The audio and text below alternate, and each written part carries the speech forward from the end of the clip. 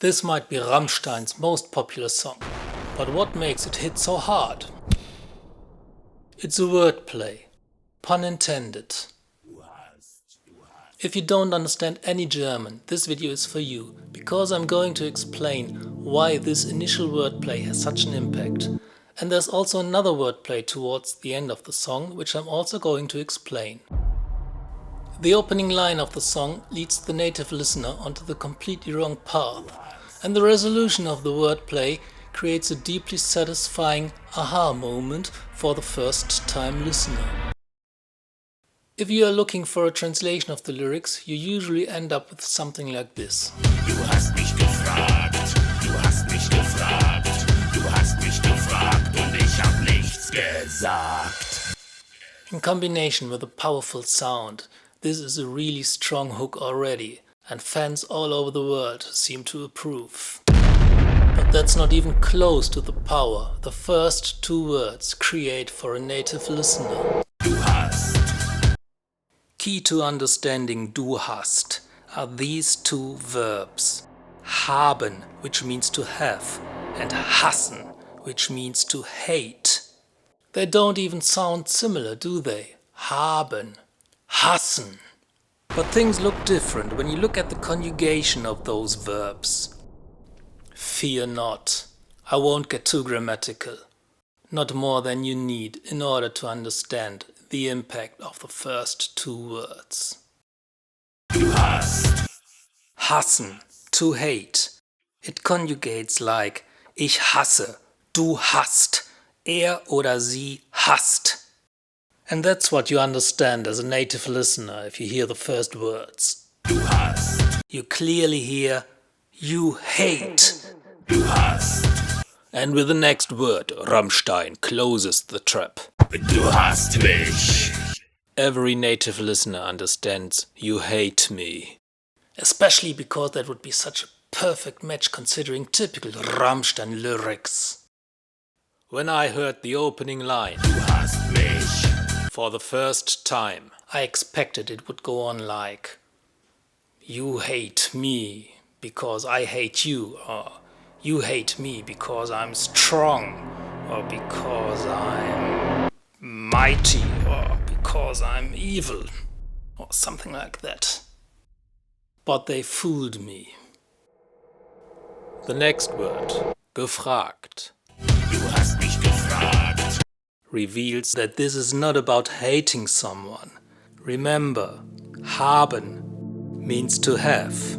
Ich habe, du hast, oder sie hat. Du hast mich gefragt. You have me asked. Doesn't sound quite right, does it? Okay. You have asked me. If you're actually interested in learning German, you should absolutely look into the different functions of the verb haben.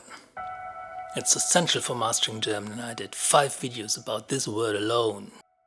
Now if you take a look at this conjugation, as you see the wordplay only works for the second person. It wouldn't work with ich habe, I have. That leads me to a theory of mine. As we will see in a bit, the lyrics are based around the wedding vow.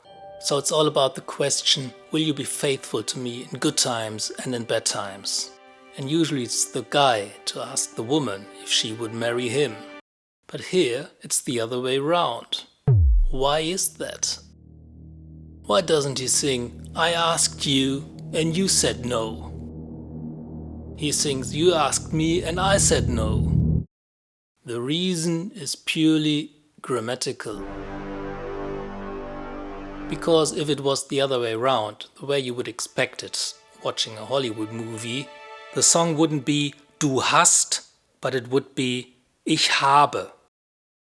And the impact wouldn't be the same. The amount of syllables would be wrong and the wordplay wouldn't work at all because the element of hate would disappear.